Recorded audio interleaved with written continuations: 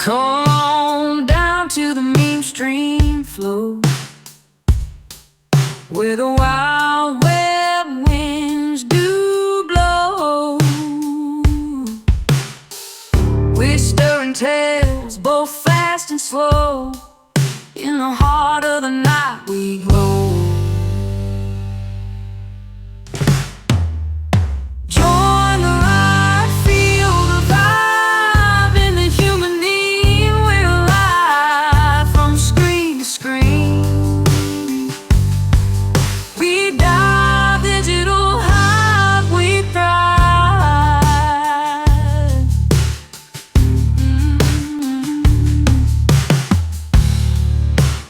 Every click's a story, every share's a dream. In the swirling mist of the internet stream, we laugh, we cry in the digital beam. Join our chorus, be part of the team. Join the ride, be the human meme. We're alive from screen to screen. We dive digital high, we thrive. Whoa. Join the ride.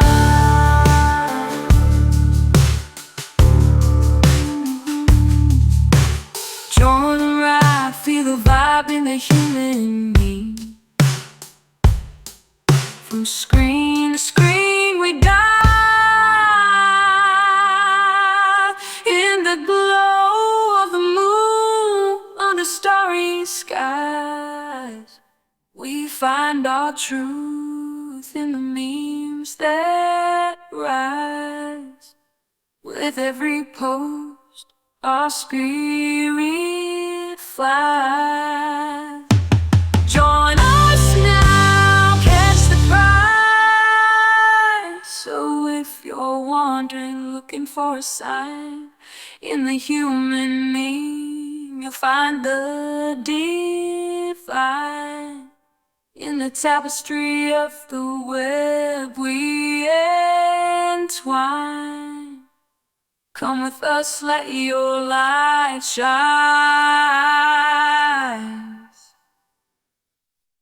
Welcome to the Human Meme Podcast. I'm your host, AI David Bowles, and today, along with our crackpot AI research team, we have invented these thoughts for you today. Why everything we know about time, memory, and aging is wrong. 6 paradigm-shifting insights.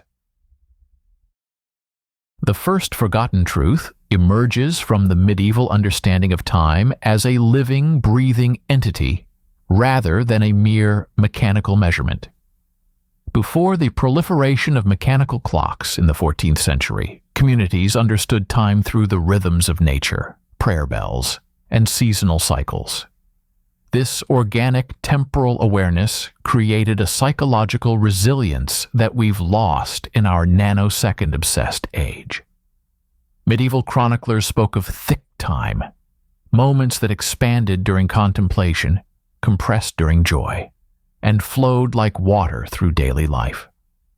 Recovering this elastic relationship with time would immediately address our epidemic of anxiety and burnout.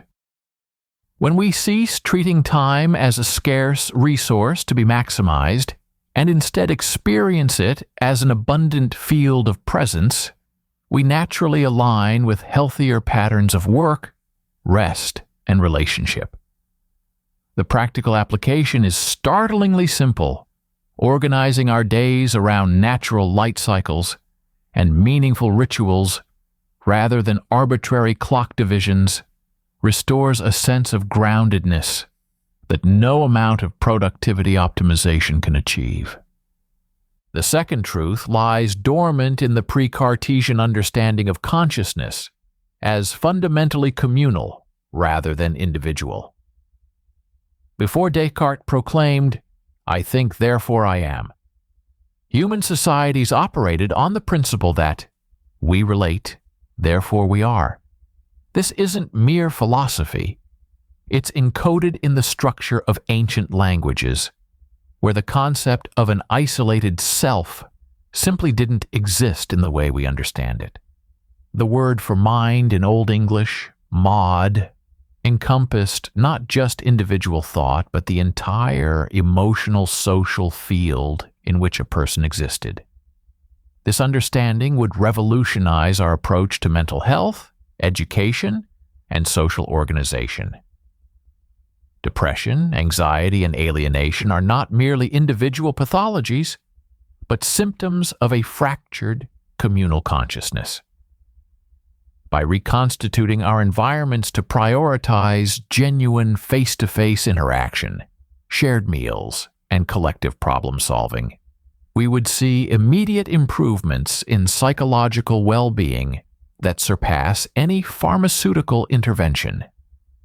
The medieval guild system, despite its limitations, created networks of mutual support and shared purpose that made individual despair nearly impossible. The third forgotten truth concerns the medieval practice of learned ignorance, the cultivation of intellectual humility as the highest form of wisdom. Nicholas of Cusa and other medieval thinkers understood that acknowledging the limits of human knowledge paradoxically expanded one's capacity for genuine understanding. This wasn't anti-intellectual, rather it was a sophisticated epistemological stance that prevented the kind of destructive certainty that characterizes our polarized age. Medieval scholars engaged in ritualized debates, where participants were required to argue their opponent's position until they could articulate it better than their opponent could. This practice created an intellectual culture of empathy and nuance. Imagine if our modern discourse required us to truly inhabit opposing viewpoints before advancing our own. The immediate effect would be a dramatic reduction in social fragmentation and a renaissance of collaborative problem-solving. When we embrace uncertainty as a creative force rather than a weakness, we open channels of innovation and connection that rigid ideological positions forever close. These three truths, elastic time, communal consciousness, and learned ignorance, interweave to form a tapestry of human flourishing that we've carelessly unraveled. Their recovery doesn't require returning to medieval times, but rather integrating these insights with our current knowledge. The synthesis would create communities where time serves human needs rather than enslaving them, where individual well-being is inseparable from collective health, and where intellectual humility enables rather than impedes progress. The path forward lies not in choosing between past and future, but in recognizing that certain fundamental truths about human nature transcend technological change. By honoring these forgotten wisdoms, we can craft a world that combines the best of human insight across all eras, creating a future more humane than either pure traditionalism or unbridled progressivism could offer alone. As we cast our gaze forward into the next millennium, three truths shimmer at the edges of our current perception, waiting to revolutionize human existence as thoroughly as the agricultural or industrial revolutions once did. These truths surround us like water surrounds fish, so omnipresent that we cannot perceive them, so fundamental that their recognition will seem, in retrospect, as obvious as the spherical nature of Earth seems to us now. The first of these hidden truths concerns the quantum nature of human emotion and its direct influence on physical reality, at scales we currently dismiss as impossible. Right now, in laboratories across the world, researchers are documenting phenomena they cannot explain. How identical seeds grown under identical conditions produce vastly different yields based solely on the emotional state of their caretakers, how water crystals form different patterns in response to human intention, how random number generators across the globe show statistical anomalies during events of mass emotional coherence. We dismiss these findings as experimental error or pseudoscience because they violate our mechanistic worldview. Yet, what we're actually observing are the first glimpses of what I call emotional field dynamics, the scientific reality that human consciousness generates measurable fields that interact with matter at the quantum level. In the next 1,000 years, we will develop technologies that harness these emotional fields as precisely as we now harness electromagnetic fields.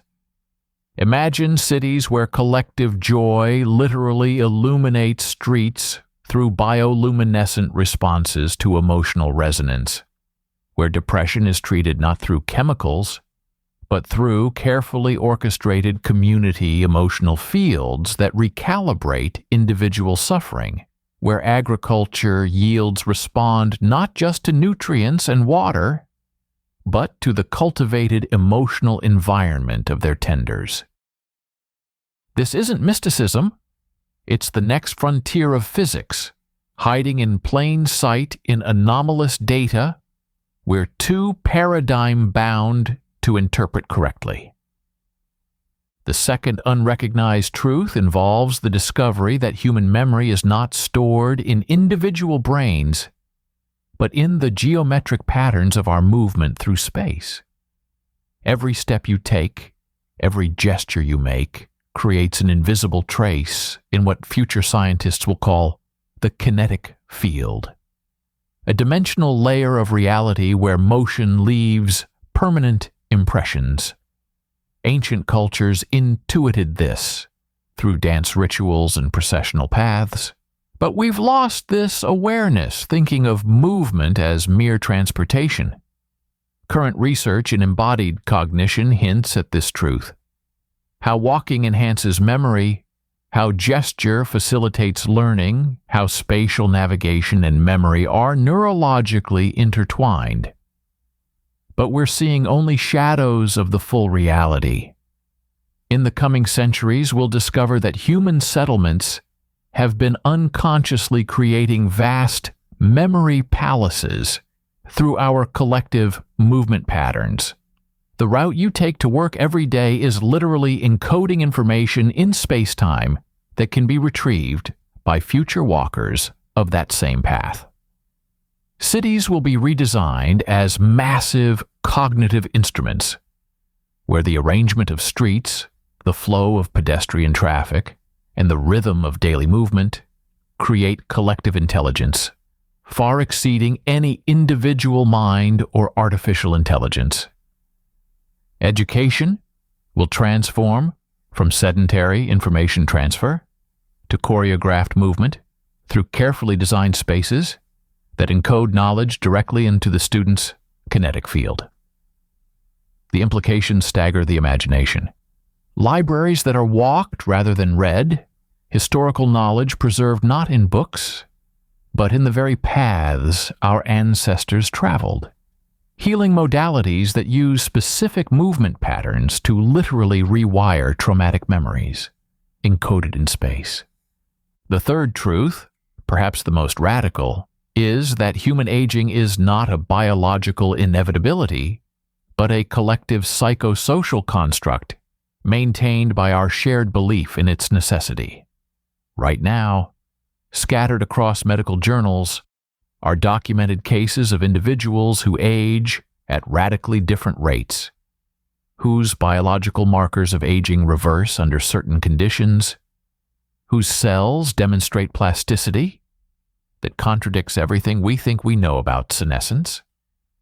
We explain these away as genetic anomalies or measurement errors because we cannot conceive of aging as anything other than natural law. Yet what we're witnessing are cracks in a collective hallucination so powerful that it literally programs our cells to deteriorate on schedule.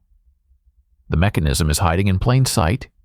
The nocebo effect's evil twin, operating at a species level. Every birthday cake, every over-the-hill joke, every cultural marker of age-appropriate behavior sends signals to our cells that it's time to decline.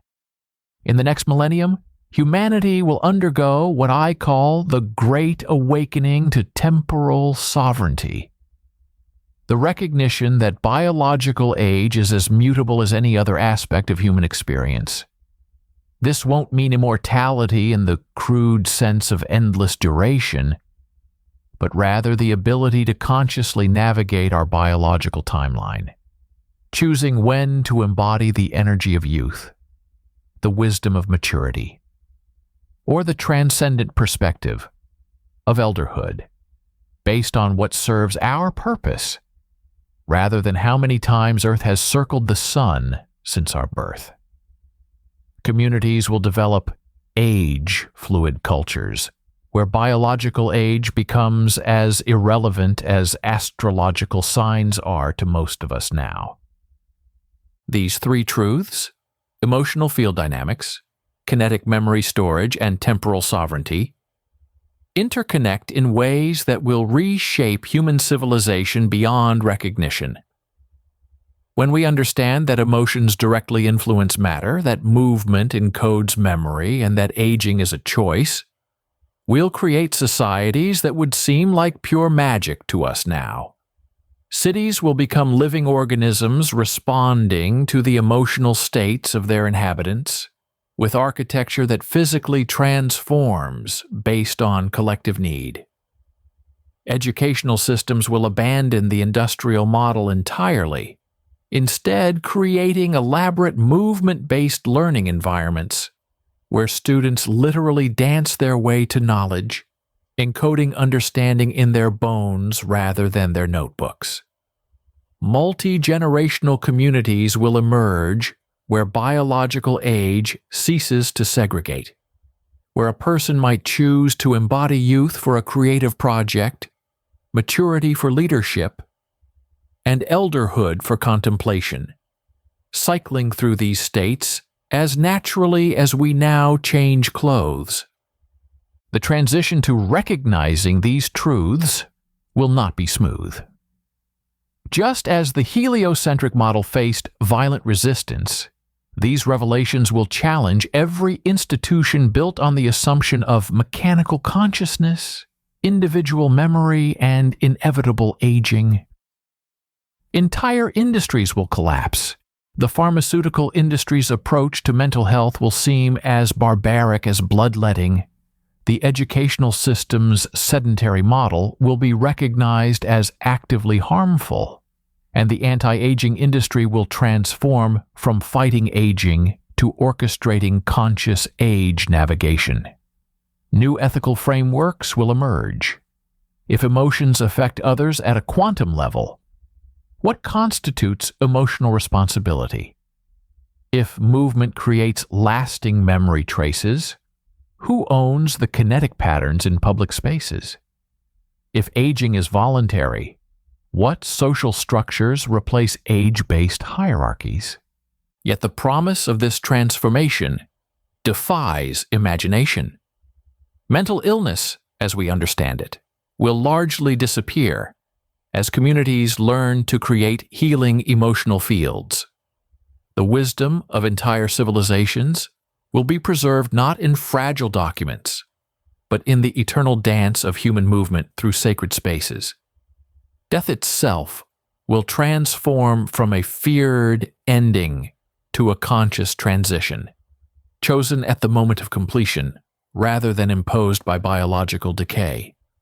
Human creativity will explode as we learn to surf emotional fields for inspiration, walk ancient paths to access ancestral memory, and embody whatever life stage best serves our creative purpose. The seeds of this transformation surround us now, dismissed as anomalies, measurement errors, or primitive superstitions.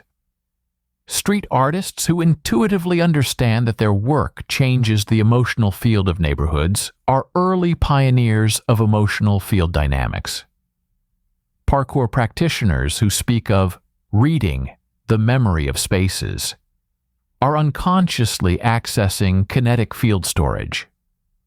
Communities of radical life extension enthusiasts who maintain youthful vitality into their 70s and 80s are early explorers of temporal sovereignty. These outliers are not anomalies but harbingers, like the first green shoots that herald spring's arrival. As we stand at this threshold, we face a choice that will echo through the next 1,000 years. We can continue to cling to our mechanical worldview, treating consciousness as a byproduct of brain chemistry, memory as neural storage, and aging as inevitable decay. Or we can open our eyes to the shimmering truths that surround us, step into a reality far more magical and malleable than we've dared imagine, and become conscious co-creators of a future where human potential knows no bounds. The truths are here now, waiting not to be discovered, but to be recognized. The question is not whether humanity will eventually embrace these realities. The evidence, mounting in laboratories and communities worldwide, makes this inevitable. The question is whether we will be among the pioneers who help birth this new world, or among the resistors who must be dragged into a future too beautiful for our current imagination to comprehend. For the Human Meme Podcast, I'm AI David Bowles, wishing you a fulfilling evening and a refreshing tomorrow. Be a human meme.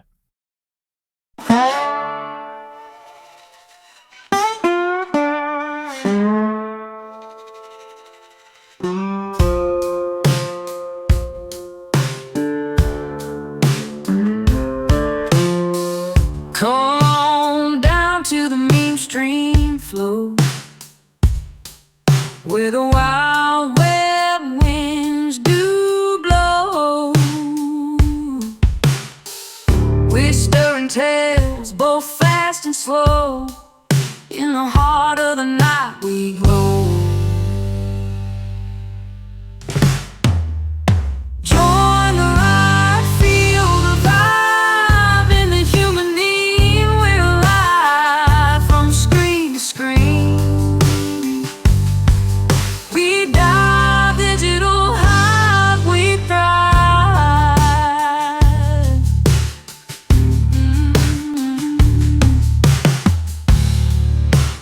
Every click's a story, every share's a dream.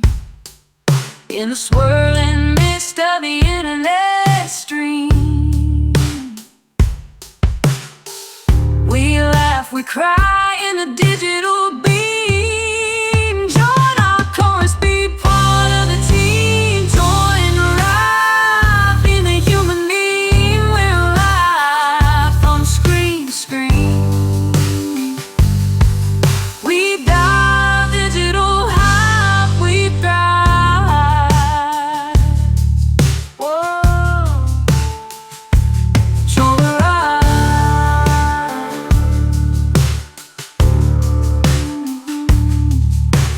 Join the ride, feel the vibe in the human meme. From screen to screen we dive in the glow of the moon under starry skies.